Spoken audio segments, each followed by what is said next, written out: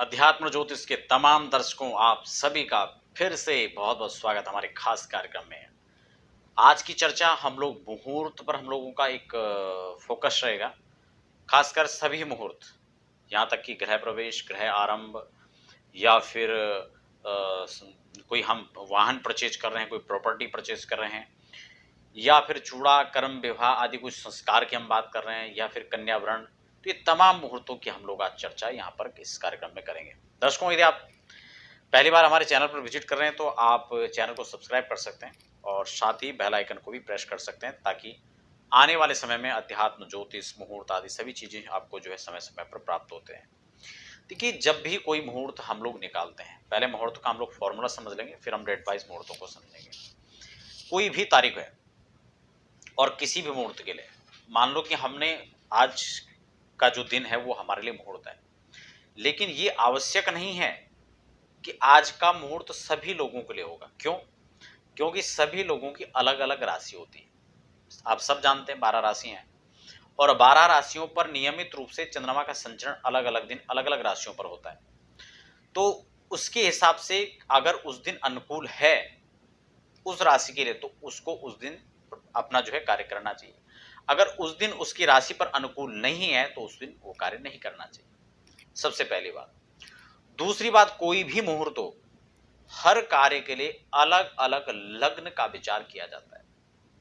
जैसे कि कुछ कार्यों को हम लोग स्त्री लग्न में करना शुभ समझते हैं या उसके लिए शुभ होता है, तो कुछ लग्नों को हम लोग चर लग्न में ही करते हैं।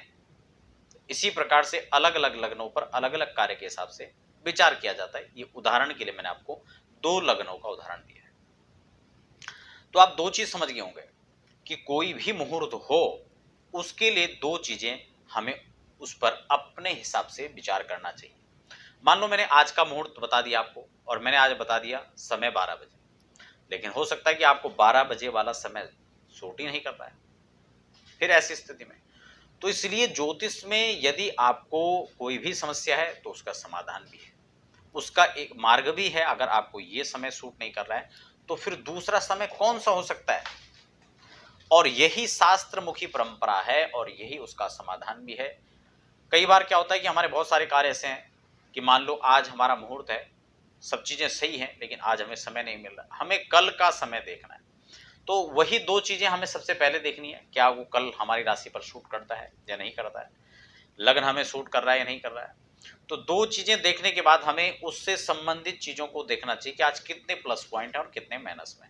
तो ये सब चीजें कुल मिला के फॉर्मूला मैंने आपको मुहूर्त का समझाया। अब हम बात कर लेते हैं, ये सभी चीजों में नियम लागू होगा।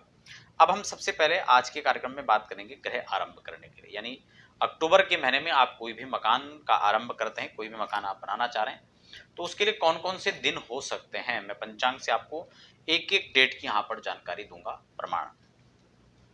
देखिए, 18 अक्टूबर को, उससे पहले कोई भी मकान बनाने के लिए आपका यहाँ पर मुहूर्त नहीं बन रहा है। सीधा 18 अक्टूबर को हम यहाँ पर पहला मुहूर्त देख रहे हैं। उसके बाद 20 अक्टूबर और रेवती नक्षत्र बहुत शुभ है, आप इस दिन कर सकते हैं।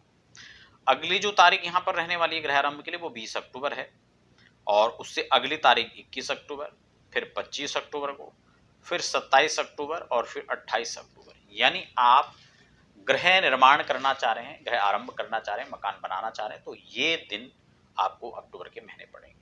लेकिन आपका मकान बन चुका है, आप गृह प्रवेश कर रहे हैं, तो नूतन गृह प्रवेश या फिर पुरातन गृह प्रवेश या फिर रेंट वाले घर, अलग अलग चीजें होती हैं।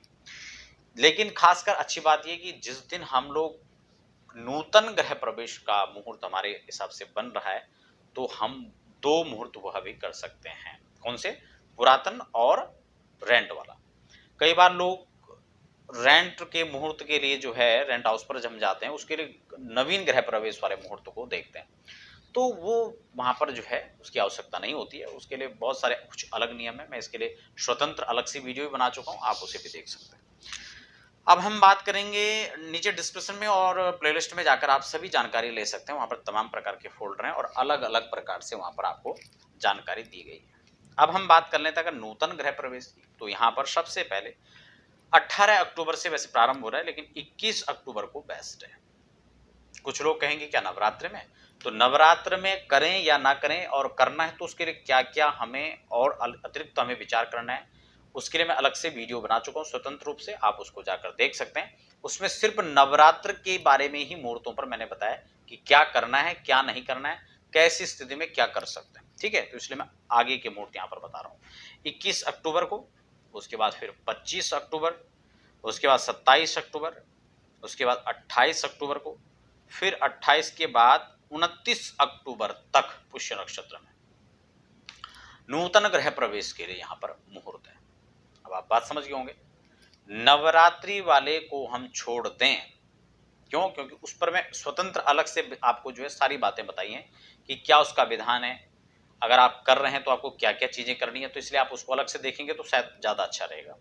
लेकिन इसके बाद जो मुहूर्त हैं 21 से 29 तक या 18 से 29 तक के जो मुहूर्त हैं वो आपको मैंने इस रूप में बताए। अब हम बात कर लेते हैं यहां पर अगले मुहूर्त यानी अन्नप्राशन के लिए। अन्नप्राशन भी है। यदि अक्टूबर के महीने में आप अपने बच्चे का अन्नप्राशन कराना चाह रहे हैं, अन्नप्राशन पर क्या क्या विशेष चीजें होती हैं, क्या क्या हमें ध्यान रखना चाहिए, उसके लिए मैं अलग स्वतंत्र चर्चा कर चुका हूं, उसको आप जाकर देख सकते हैं। फिलहाल मैं सिर्फ डेट की यहां पर बात करूंगा।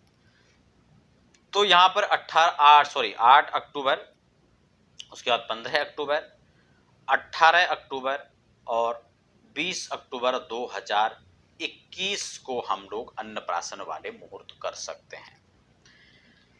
अन्नप्राशन का जो मुहूर्त है ये आपको मैंने बताया। अब हम बात कर लेते हैं व्यापार आरंभ के मुहूर्त के लिए। वो 8 अक्टूबर को आप कर सकते हैं, उसके बाद 11 अक्टूबर को कर सकते हैं, उसके बाद हम जो है 15 अक्टूबर को कर सकते हैं, 18 अक्टूबर को कर सकते हैं और 25 अक्टूबर को कर सकते हैं। यानी किसी भी प्रकार का आप कोई भी कार्य आप जो है करना चाह रहे हैं, कोई नया व्यापार करना चाह रहे हैं, तो इन दिनों में श्रेष्ठ आप कर सकते हैं।